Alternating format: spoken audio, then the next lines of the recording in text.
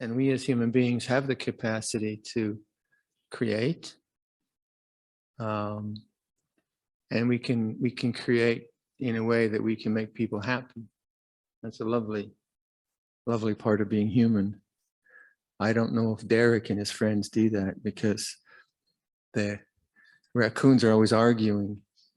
And I think Derek is the son.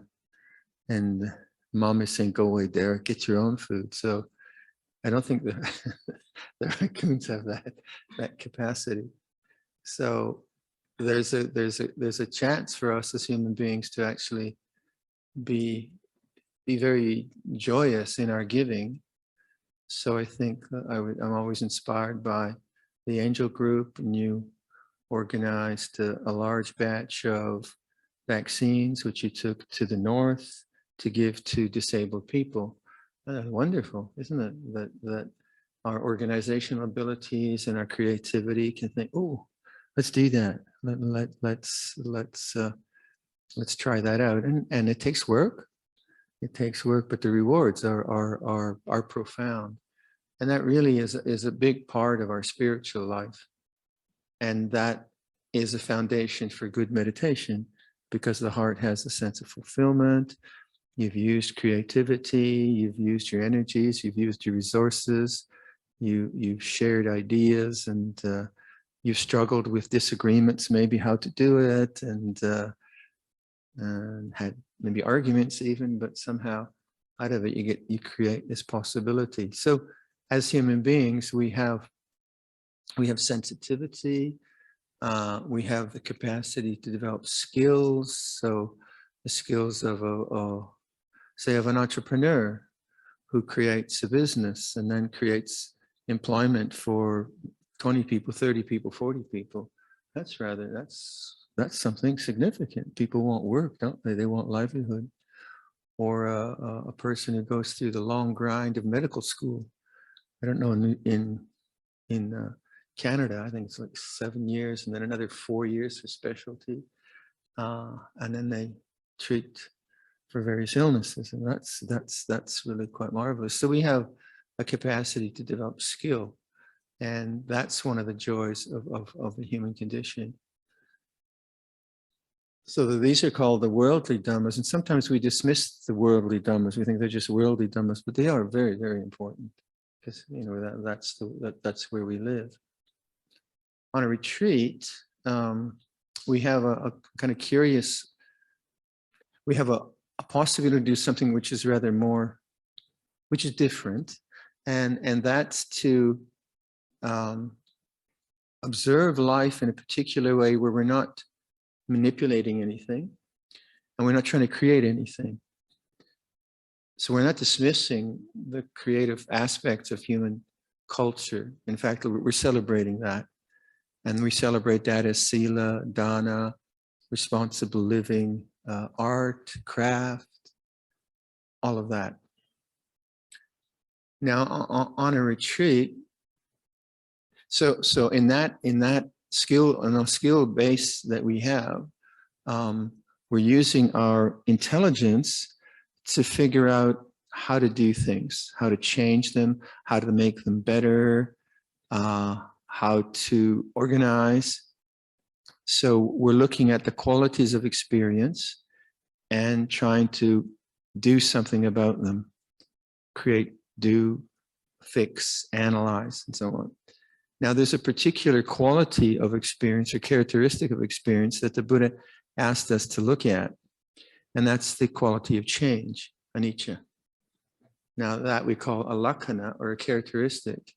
And when in these meditations, which I suggested this morning, say, there was a digger outside, and then there's the, say, bodily feeling. So you have two experiences there.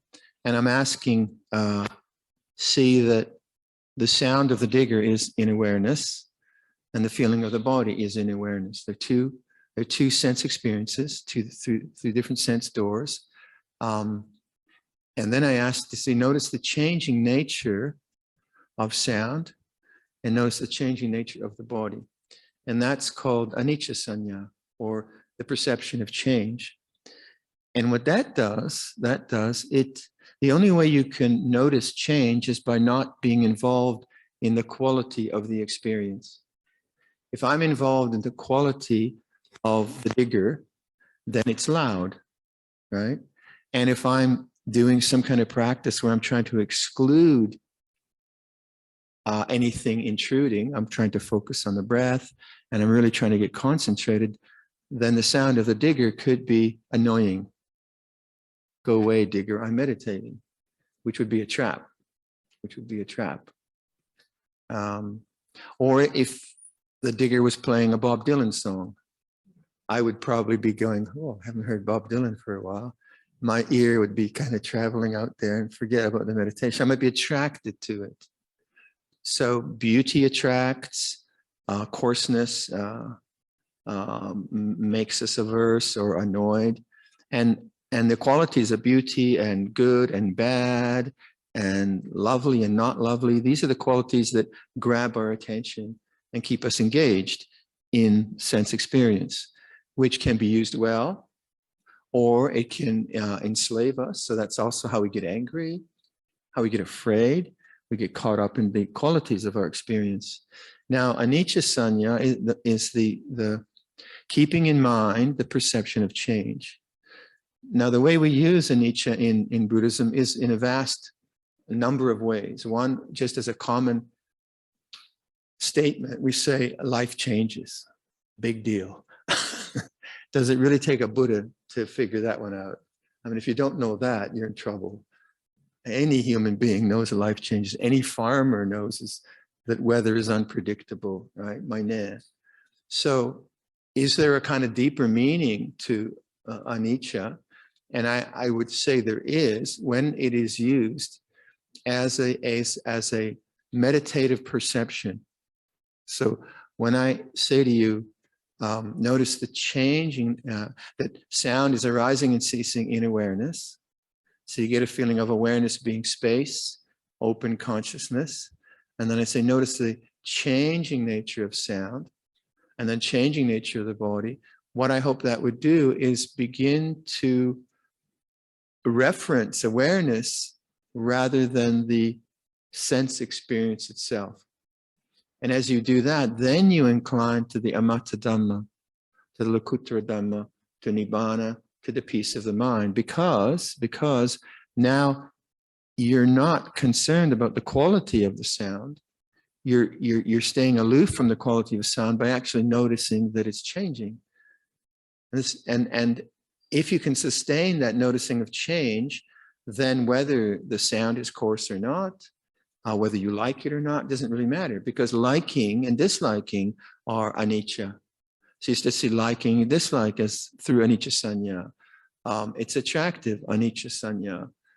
It's not attractive, anicca sanya. So you keep applying the perception of change as a kind of meditative reflection, a meditative theme. So shall we say theme? And what that does is it constantly brings you back to knowing, irrespective of the quality of experience. And that is what leads to peace. So this is, I would say, a more profound way of considering what anicca is about. There's the common way, which is good, like, let's say, well, like with this whole COVID melodrama that we're living through right now, it's very minor, and it's very, which is actually very helpful. That, yeah, okay, it's uncertain, different variants are coming, and travel restrictions, and should we wear a mask or not, and have we been double vaccinated, and we all say it's minor, and that's a very good philosophical attitude, because that's like socially makes us keep our sanity. You know, if we want security now with this whole pandemic, we're going to go nuts. We do the best we can, but we say it's minor. So we're very adaptable that way, which is a good thing. So then the use of anicca as a perception in meditation takes you to something more profound, I would say, and that's the deep silence of the mind. Why? Because you're no longer going out. So that takes us to Luangpor Yeah, Luangpor Dun's famous rephrasing of the Four Noble Truths. The mind going outside is the cause. The result of the mind going outside is suffering. The mind knowing the mind is the path. The result of the mind knowing the mind is the end of suffering. And I think most people find that really interesting, because it's always, still the Four Noble Truths, but rephrased in a different numbering. And then you begin to see, yeah, okay, like there is the sound of the digger, the mind going outside. What are they doing? Why don't they do it tomorrow? Well, I don't know. It's pretty low over there. They're going to flood. The mind going outside is now involved in samsara, not in a bad way, not in a bad way. Maybe it will. Why don't they shut up? Then we get caught up in it. But the mind knowing the mind is the path, and I would say the mind knowing the mind is kind of presented by different teachers in different ways. But one of the ways you could say is the perception of change is the mind knowing the mind. You just know that you're present, and there are these changing events coming and going, and you are the knower, you are the puru, you're the witness, you are not that. And this is not, it's not a kind of obvious experience. It's not as obvious as like tasting a mango. Right away, you know if it's ripe or not, if it's sweet or sour. Right away, you know the experience. This is not a kind of experience per se, because it's the observation of experience. So it's kind of, so what kind of feeling in the beginning? So what? I know it's changing. And what grabs us are ideas which are interesting maybe, or memories which are negative. And so our attention goes out into those things because just perceiving something as change is not exciting. It doesn't have any kind of oomph in it. It's not like chocolate ice cream, or it's not like pain. It's not like a horrible memory. It's not like a lovely plan that I'm going to in the future, because it doesn't really have any characteristic in that way. And so it takes, what does it take? It takes some kind of trust, I suppose, to kind of try it out. And if you try it out and begin to just give it a go, then I think you will find that you begin to sense this background piece, which is here and now, always within all experience. And that's why it's akalika dhamma. It's not a matter of time. Say the experience of silence in a environmental context depends on those machines stopping and other factors. So that kind of silence depends. And whereas the silence of knowing that that's changing, that doesn't depend on that sound, does it? Take it to the body. This is more challenging. If my body's in good shape and there's no pain, then usually I just take it for granted. And that's how it's supposed to be. It chugs along and it digests food and it breathes and so on. But then as soon as something happens, the digestion goes down, the eyes fail, the hearing goes, whatever it might be, I get the flu. All of a sudden the body presents itself in a way which is quite unpleasant and worrying. And then we have a very strong identity with the body, very, very strong, because that's who we are. I am this body. This is where I live. And the teaching is saying, well, actually, the body is a part of nature. It's anicca, and it's anatta, and it's dukkha. And so there's these three characteristics. So when we are practicing this mode of awareness of change in a very neutral way, and I always stress this, try to do these kinds of considerations in a neutral situation which isn't painful, so that sound is not painful. It's just very neutral. But you can exercise that part of your mind to know change in the neutral. So then my body gets sick, right? or I experience some loss in family life, or I get a diagnosis of cancer, or right? And everyone you talk to who has practiced Dhamma, they are so grateful that they have this witnessing way of dealing with life.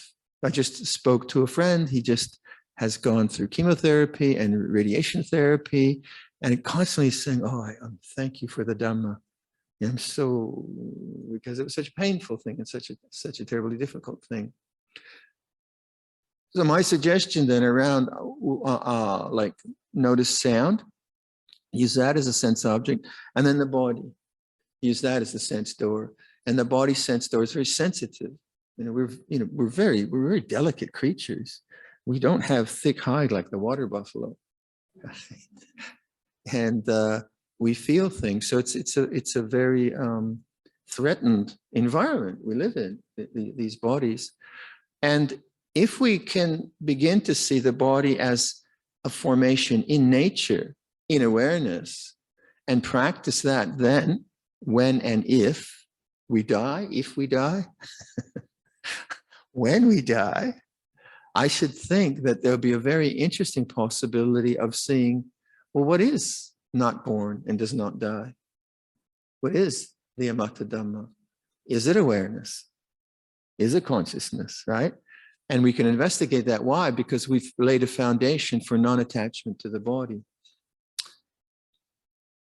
In that vein, I would suggest that, like, getting a posture where you're not struggling with pain is very, very helpful.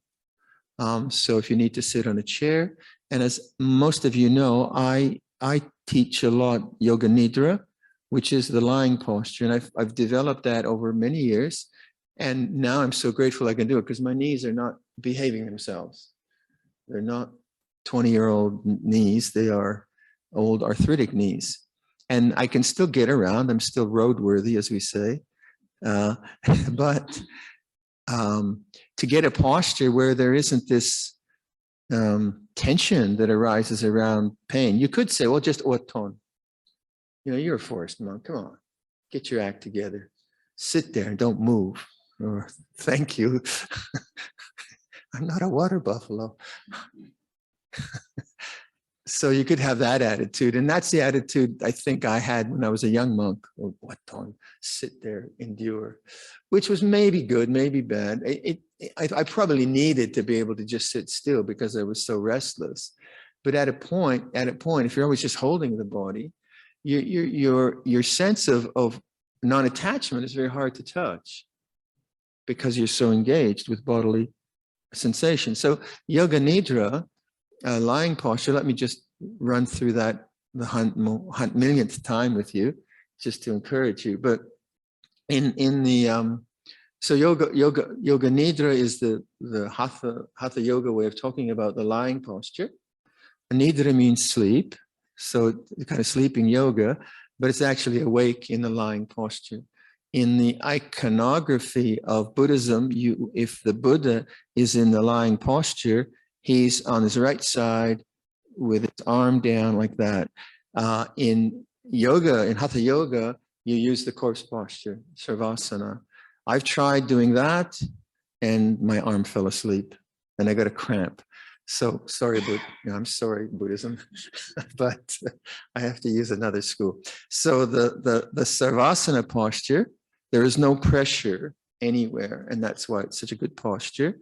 And so for those of you who want to try this, I would recommend it, especially if you got arthritic pain, or it's just hard to keep your body up and yet you'd like to meditate longer, or if you have chronic illness, or if you have sleep issues and you get up at 3 and then you toss and turn for 2 or 3 hours, you can't fall asleep. All these different situations, Yoga Nidra is helpful. We have one of our monks has got quite bad Lyme disease. And Lyme disease is a neurological dysfunction coming from ticks, thank you, that have a pathogen in them. And it's quite a horrible disease. And it's endemic in my area. And we have a lot of deer, the deer ticks. So we're very, very afraid of tall grass. None of us walk in tall grass because the ticks, they just sit at the end of tall grass. And then when a mammal goes by, they just jump on it.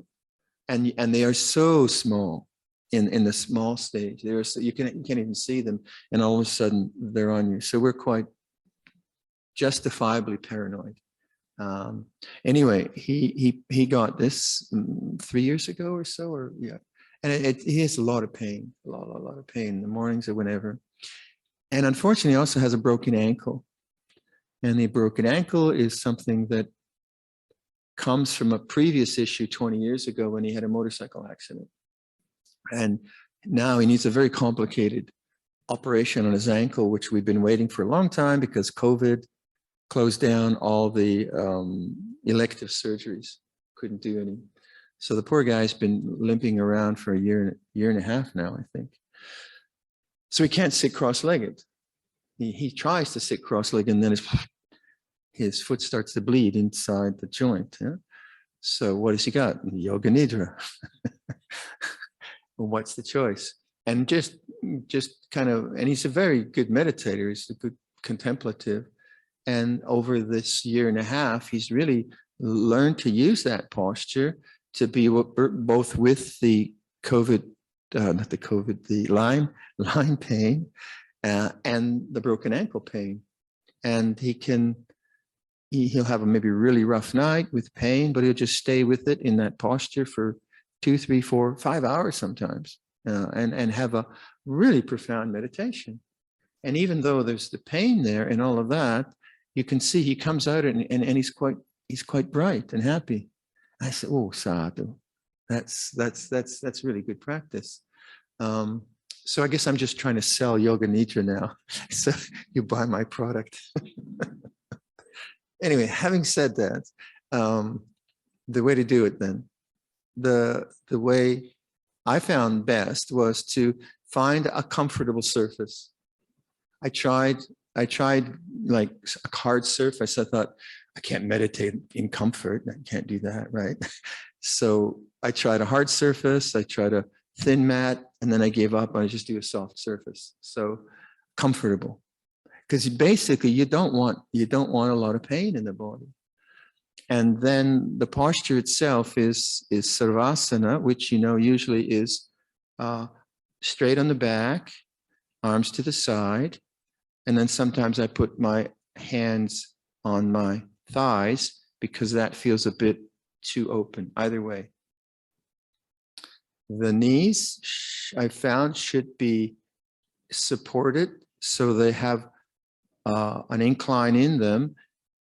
So I put a cushion under. Yom Tanic gave me this really cool Yoga Nidra cushion. And so I put a cushion under the knees. Right? So the knees are not flat, they're like that. And that's important because that relieves the stress in the small of the back. And the height of I know someone who does Alexander technique, which is a movement technique, and she actually puts her feet completely flat. And so her knees are up in the air. And she's got a kind of spinal condition. So she does that. So then the neck, I found that the neck should be like, if you're doing sitting meditation, you don't want the neck back here and you don't want to be like that. So the same thing in the lying posture, your neck is tucked in. So when I started to do it, I had my neck too far back and that created tension in the neck. So you figure out the posture. So it's not just kind of sloppily laying down. It is setting up a formal posture, just like you set up the sitting posture. Then the trick is to, as I say, lay down and make a determination to meditate for whatever period you want. And then say to yourself, okay, I will now adjust my posture 10% more comfortable. This is very helpful. So then you kind of, okay, just let's get this perfect. And then, bah. And now you say to yourself, don't move. So the 10% is really good because then you can't negotiate afterwards. Otherwise, you'll negotiate for an hour. Oh, I don't know. And you'll just be restless. So that cuts that. And then the adhitthana is to not move. And this is very interesting, because this, I think, is the key to not falling asleep. Because that's everyone says, well, you're just going to fall asleep. I say, well, if you fall asleep, when you wake up, just stay there. You can't lose. But what you'll find is within 30 seconds, within any amount of time, you'll want to move. You want to scratch your wrist. You want to go, oh, a little with my shoulder. But basically, you'll want to go over on your side because you want to go to sleep. Enough with this meditation. You want to annihilate the mind. And so this is not necessarily a posture to make you sleep better, because it doesn't. It actually makes your mind more alert if you're doing it right. So then you've made the determination then not to move. And the desire to move becomes the object of attention. And that's what keeps you in the present moment, rather than the breath, or you can do the breath and so on, but actually you don't need to, because the body wants to move, because there's a kind of restlessness in the body related to the mind. At least that's what I found. If you have like severe pain, then you want to be careful, because if the posture is exacerbating the pain, then sure, you better move. I'm not saying not being foolish, but usually then what happens is that if you pay attention to the body and don't move, and you have some experience in meditation, then you start to let go of the self-thinking, the I thinking, the my thinking. And as the mind starts to touch that emptiness of thought, emptiness of self, then the body begins to have, I don't know medically what's going on. Maybe I'll ask a doctor to tell me, but it almost seems like the body now has permission just to do whatever the body needs to do for healing, say, or for energy. And it's very interesting that as soon as the mind touches emptiness, the body begins to respond quite often with jerking motion, with kind of a spasm of arm. And I think that's a release of energy. I don't know if this is medically true or not, but this is my experience. I'm just sharing it with you. But whatever it is, allowing the body to kind of just be what it is, and then there's jerking motion, or there's a kind of, like, what happens is you'll get like a little pinprick of electricity just coming up, and usually you scratch something like that. Now you're not scratching, and it kind of coalesces, and wham, the leg will jerk, or the arm will jerk. And if you got your eyes closed, it feels spectacular. So of course, as I said to many people, then I thought, oh, this is interesting. I'm gonna video this. So I took my iPad and I videoed myself, right? I thought, yeah, and then I was so then I looked at it, nothing, just very disappointing. So outside, it wasn't so huge, but inside, it really felt like this explosion of energy. And that sometimes will go on for 20 minutes. And then the body just kind of lies there on its own. And this becomes a very good posture for contemplating that the body is in awareness, and that you are not the body, that the body is a sankhan, that it's a formation in nature, and the strengthening of awareness as a refuge, and the body is being anatta, not me, not mine, a formation in nature, becomes intuitively obvious, and then from that, the strengthening of awareness then plays out in all the senses that you have. So I hope I've sold you on this, because it really works well for me. But it is, some people find, like many of the monks think I'm just lazy. You're just an old man. You don't know how to meditate. But then I say, well, can you do it? And they say, no, I fall asleep all the time. So, hey, what's going on there? So when you fall asleep, like one layperson was saying that she was doing it on the floor and she fell asleep and her daughter woke her up. And I said, well, did you stay there? I said, no, I got to, oh, you should have stayed there. So even if you fall asleep, say, I mean, this takes time. You maybe don't have time for this. Even if you drift off, if you just stay in that posture, then your mind's very bright. It's falling into sleep. What also happens is the mind dips into a deeper state of stillness. And that's when you can hear yourself snorting and beginning to snore. You go,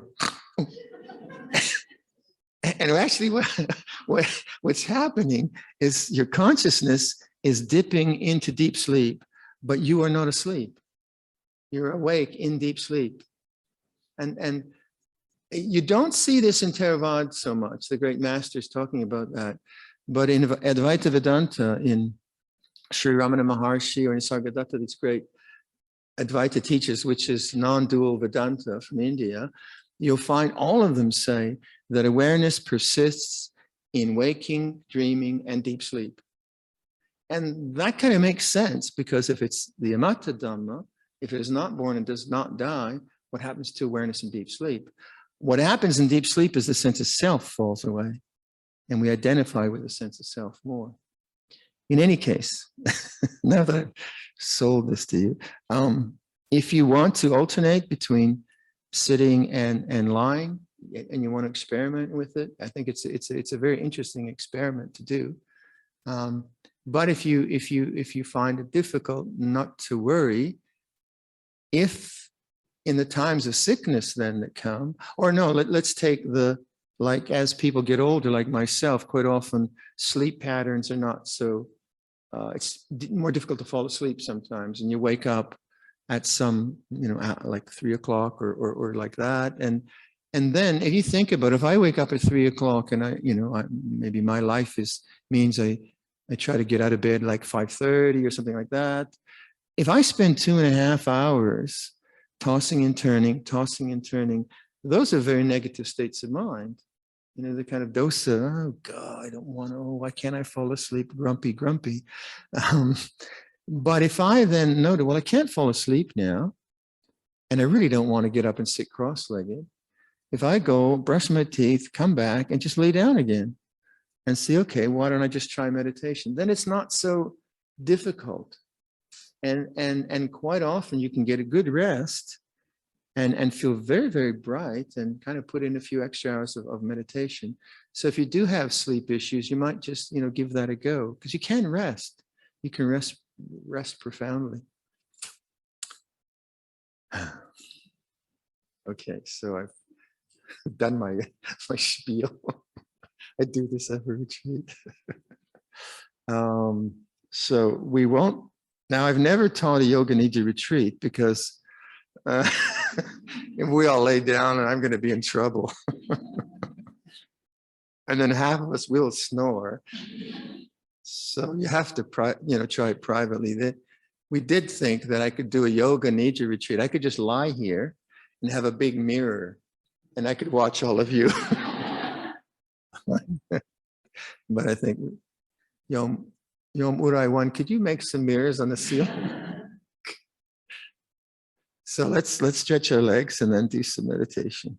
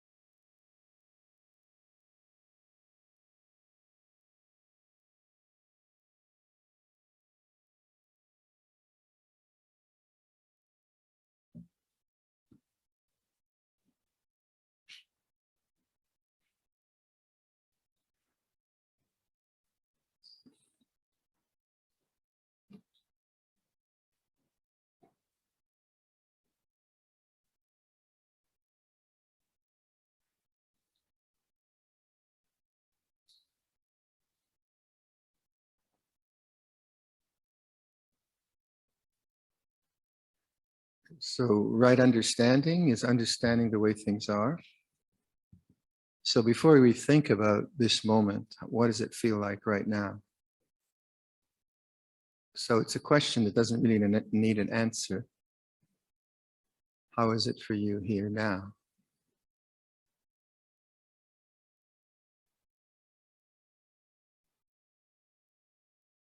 And notice that whatever you're experiencing, sound, body temperature, thought, that it's changing. So right away, you can be the witness of change. Puru.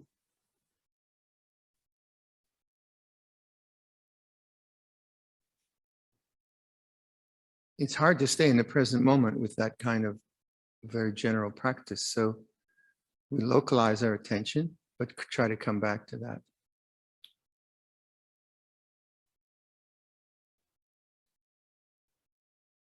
Bring attention to sound.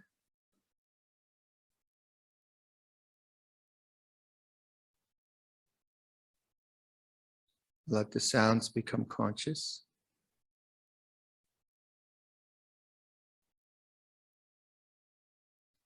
Notice the changing nature of sound.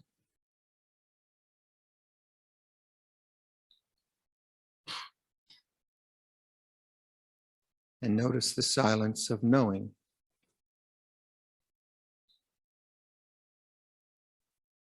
And that's what we mean by mind knowing the mind.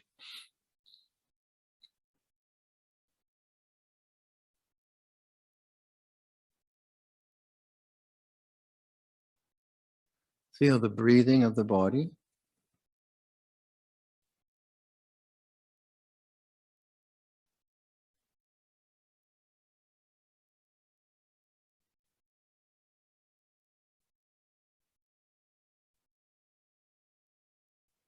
Breathing is in awareness.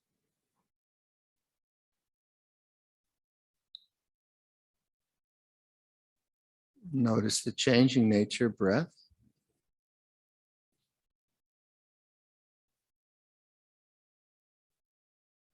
And notice the silence of knowing.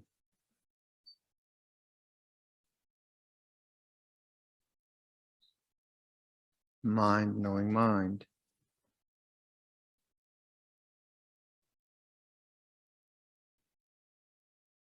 Listen to sound.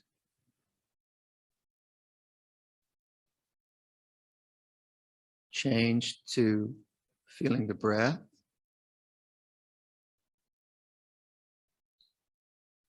And the sense doors are changing. Knowing is unchanging.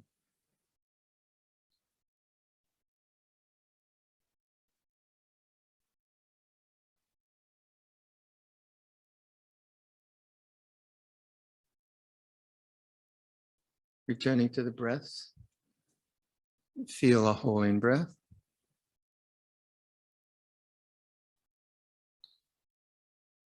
Feel a whole out breath.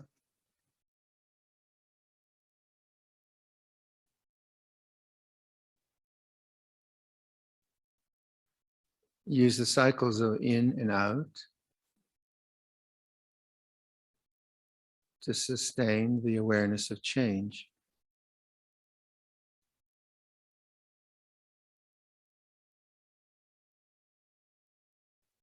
So this is anicca sanya, perception of change, localized on the breath.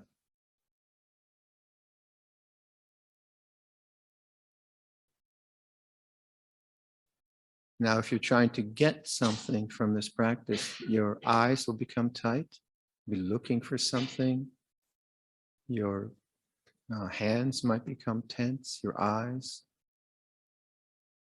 So the attitude is receptive, welcoming change, localizing one whole in breath and a whole out breath.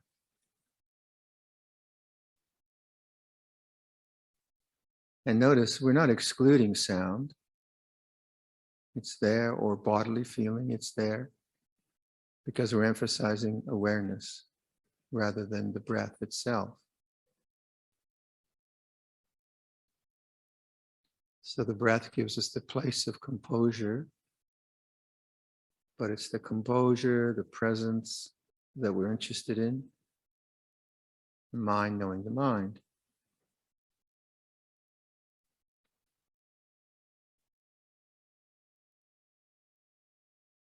So let's sit quietly with those ideas for the rest of the sitting.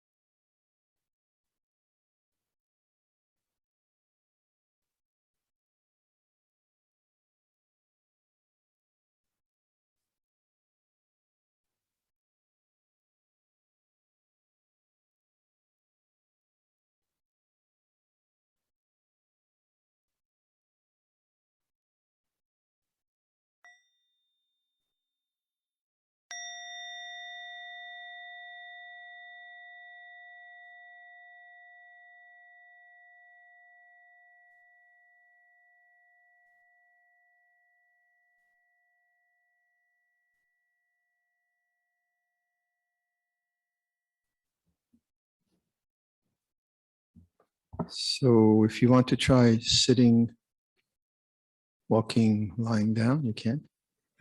Or lying, sitting, walking. Or sitting, sitting, lying, lying. Or walking, sitting, lying, sitting, walking, whatever you want to try.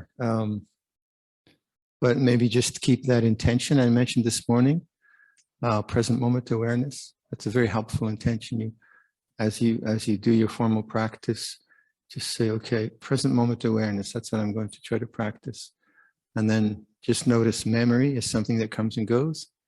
Thoughts of the future comes and goes. And that's the contemplation of anicca. And then in terms of contemplation of anicca, try to notice the end of thoughts. Very helpful to really note thought has ended. As soon as you awaken to the fact that you're thinking, thought has actually ended. So actually make a note of that and then note the silence.